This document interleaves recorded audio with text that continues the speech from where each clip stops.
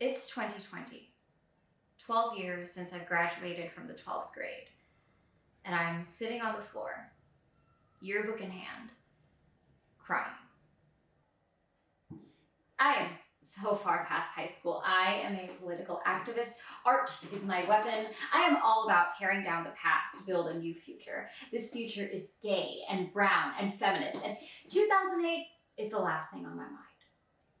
It probably helps that I've suppressed so many memories from that time because I was being abused at home. School was my shelter. I did all the extracurriculars and all the activities so I wouldn't have to go home.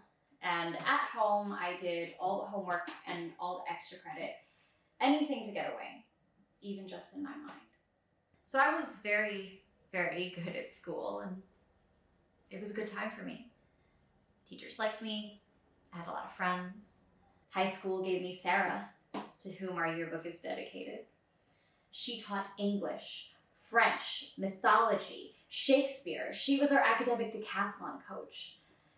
In my yearbook, she wished me sovereignty and serenity.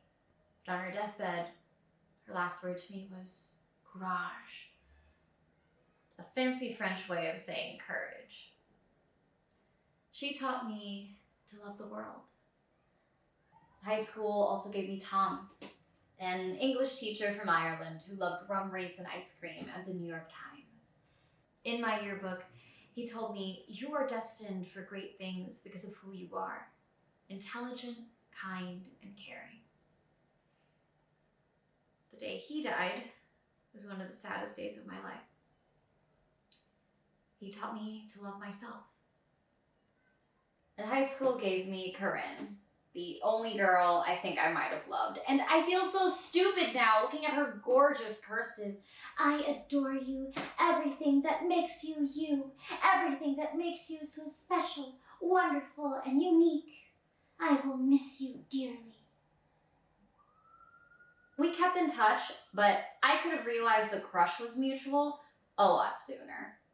High school was a good time for me, and I miss Sarah, I miss Tom, and I miss Corinne.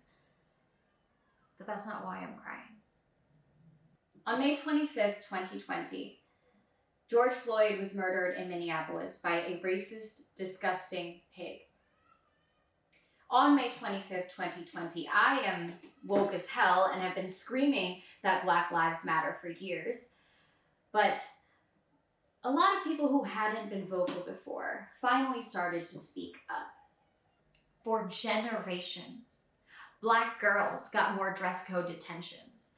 Black girls were harassed by teachers, especially in science and math. Girls in general were derided, groped, sexually assaulted. Students who were poor, in bad family situations, who were experiencing mental health issues, were dismissed, mistreated, penalized, and abused. It came out that today, in 2020, racist kids are pretending to whip their Black classmates with an app. It's finally coming out that basically all of our gym teachers were sexual predators, and of course the Board of Ed just barely cares, because the city just barely cares. The state, the country, the people don't care. This was not at all the first time I heard horror stories from my alma mater. But it was the first time these stories were so loud. For so many of my classmates, high school was not a shelter. Teachers who knew I was struggling helped me, and that wasn't true for everyone else.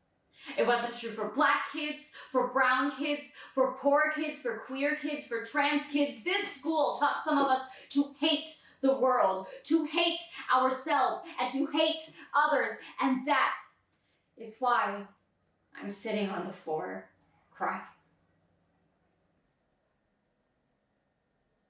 I don't like to center myself in my activism.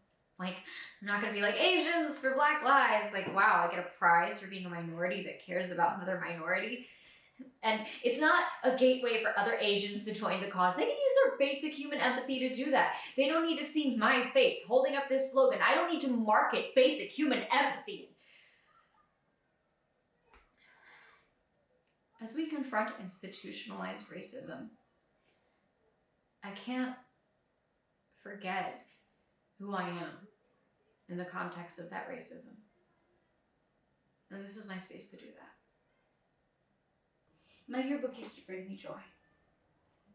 Because it was a good time for me that I couldn't remember otherwise because I was abused for 22 years. And now it makes me want to puke and riot and cry and destroy the system.